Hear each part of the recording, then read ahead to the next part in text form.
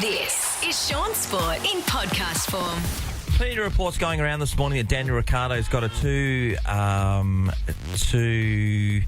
I was going to say game, but it's not. He's got two race ultimatum to be able to perform at a high level, otherwise he is out the door. So the Japan and China Grand Prix are coming up, and they will be the ones that he will be looked upon in a really harsh manner, that his skills are up to the level. Now, of course, he's with Visa Cash Red Bull, which is the second team. And the report started out of New Zealand, so take this for what it's worth. The person who they're talking about replacing Daniel Ricciardo is a New Zealander. And by the way, he's a jet. He's an absolute jet. But I'm not sure. Sometimes, and obviously, where there's smoke, there's fire. But at this stage, you know, it started in New Zealand. It's getting a lot of traction at this point in time, but it just could be made up at the time. But what is it made up, mate? His performance. It doesn't seem like it's coming out of the blue, though. There's been questions about him driving for a while now. But, I mean, out of anyone, I feel like on that circuit, is that what it's called? I don't know. Anyone that does what he does, for him to, if he has to leave racing, the charisma and the charm and how much people love him, he'll just roll into something amazing. But he doesn't want to finish racing, though, does he? Oh, no way. And he's 34. You'd expect him to go on a bit better. But from an Australian point of view and being a Perth boy, you just expect him to be better. Don't you just expect him to be better? From Perth? I don't know. I do. Yeah, but think about it. The traffic that we put up here is nothing compared to Sydney. So, like, he didn't really live training for. You know what I mean? Like, oh yeah, okay. Yeah, like going to the eastern suburbs. No, we talk about a traffic jam here. No. You go over to the eastern side of the Australia, and that's where a traffic jam is. That's when you learn to drive. That's when you learn to drive, Shaun. The first time I first got to Perth, I got to the Causeway, and the first time I saw the Causeway, I didn't know what to do, so I pulled over on the side of the road. He's still there. He just left that car there. Call Mum. What do I do? Keep driving straight. Follow the signs. It's going to be interesting. So Liam Lawson's the guy that they're talking about replacing him. It will be really interesting, and I'm with you 100%, Nate, that he has got a career beyond racing. There's no doubt about it. Do anything really. The smile is sold him so long. It's not funny. I mean, he's got a fashion brand out at the moment. Yeah. Have you seen that? That's selling gangbusters. He's worth $50 million at this point in time, so he's got a lot of money up his sleeve. He'd be fine. He would be absolutely fine. But he will do other stuff. He will. Yeah. I just hope that he's able to turn it around. You know, we have high hopes for him. We've had high hopes for him for such a long time that he could be a world champion. Well, that's gone by the by. Yeah. And you kind of have to go back to when he was when he was driving for Red Bull and he decided to leave, and Max Verstappen was the number one. Now he was wondering at the time. Yeah, he was wondering at the time whether he really didn't want to be the number two driver in that setup. So then he was looking for greener pastures, and he went on to move, and it hasn't worked out in his favour at all. In fact, he's gone backwards. Yeah. I mean, sometimes that just happens. Like, do you know what I mean? Sometimes you're just not the best. You're up there, but you're not the best, and you just got to get on with it. Yep, and he will be getting on it. And bringing back to the Sydney roads, Nathan, I was catching up, by chance I ran into a couple of GWS players at Cottesloe Beach on Saturday, and they said the hardest part the difference living in Sydney is they live out on the northern beaches.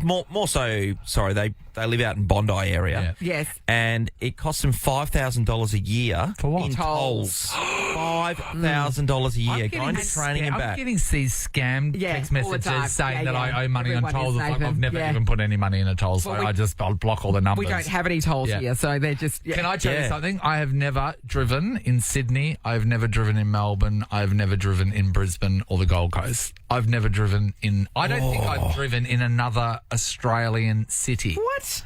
I know, because whenever I go there, I'm just like catching Ubers and stuff like that. And I had the chance after Big Brother, they said, do you want a car to drive you to Dreamworld? But then I saw a toll and I didn't know what to do. So I said, no, I'll have a driver then. But I've never driven in another city. I reckon one of the scariest things I did in Melbourne, I've driven around a fair bit, but going over the Westgate Bridge as you go down to Geelong. I know. It's the highest terrifying, thing. I think I'm going to drive off the bloody thing. Because it's often windy and you think, oh, this is it. I'm just going to sail into the the harbour.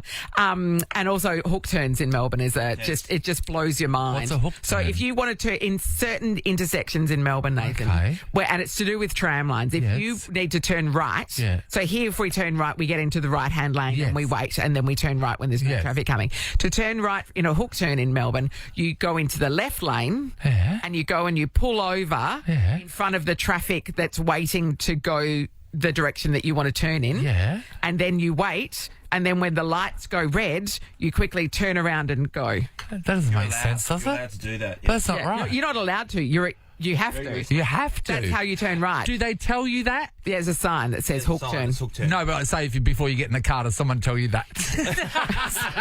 We'll be telling Consider you that. yourself told. I now consider myself told. But unless you told me right then, and then I was driving in Melbourne next week, I would be killed by a hook turn. It's not. Yes, you'd be, or a tram. You'd have a You've got a tram tram. right up your date. That'd be a clue that you've got Well, the wrong hasn't been thing. the first time, has it? Shaun Sport in podcast form. So at the AFL Tribunal tonight, you'll see 2 metre Peter. That is Peter Wright, who plays for the Essendon Football Club. Nate, 2 metre Peter. Okay. Why? Because Well, he's over tall. 2 metres. Okay, great. He's I really thought tall. you say 2 metre Peter. He's a short man. Well, where's the 2 metres? Where does he tie that I to? don't Around know, his waist, mate. possibly. So he's going up to the tribunal because he ran into a guy called Harry Cunningham from the Sydney Swans Football Club. Harry was taken from the field concussed. A classic case of a player running at the ball, 2 metre Peter, and a guy who came in front of him to take a mark and intercept a mark, and Peter's cannon into him at the last moment. They're saying that he will get a minimum of 3 weeks, and it's looking like the Because of the AFL result. will ask for 4. Wow. Could he have changed his trajectory? So this is the guy that hit 2 metre Peter. No, 2 the other metre way Peter. around. 2 2 metre metre Peter. Peter's run into a How guy. Harry many Cunningham. metres is the other guy? And the other guy is possibly 1.8 metres. So is part of the problem the fact that there was a height disparity? No, they're just saying that the duty of care lies with the person attacking the ball if there's a person in front of them or to the side of them. But if the as person long as comes you don't in at the hit them last in the head. minute, Yeah. Well, like, are you once supposed again, to- in slow motion, when they Yeah. slow-moed it down, Peter's eyes are directly at the ball. He's running towards marking it. And Yeah. at the last moment, Harry cuts in front of him, so he so why changes isn't and part of the and puts his... responsibility on the player that cuts in front? Because I think it's the longest player, isn't it? It is the longest that player bears a rule. responsibility. Is that right? Because you do it by metre. It's like we're at Spotlight, isn't it? Yeah, that's right. The way those ladies just cut the it's material amazing. and just rip it like it's just Amazing. nothing at Spotlight. If you're listening, It's a really difficult situation. People are just saying, Yes. cut and dry the way the AFL are seeing things. If there's It's protect a the result head at all costs, at yeah. all costs, then it lies in the person who has made that contact to the individual. So what about if he had knocked the guy over and the guy knocked his head on the ground? Is that... Is the player that knocked him over still liable for knocking him over, even though the damage to his head was done by the ground? because it's like a dominoes effect. Yes. The first domino hit the second domino, and then the third domino's the damage. So which Yes. domino do we blame? Who's Well, to in fault- the at fault case of there? a tackle, sometimes when you tackle someone, Yeah. you throw them to the ground, their shoulder hits the deck first, and then their head gets Yeah. the whiplash so then and hits isn't and that- knocks themselves So out. whose fault's that? They're at fault for the tackle, so I'd imagine be the same for Yeah, it's tough, though. colliding to someone.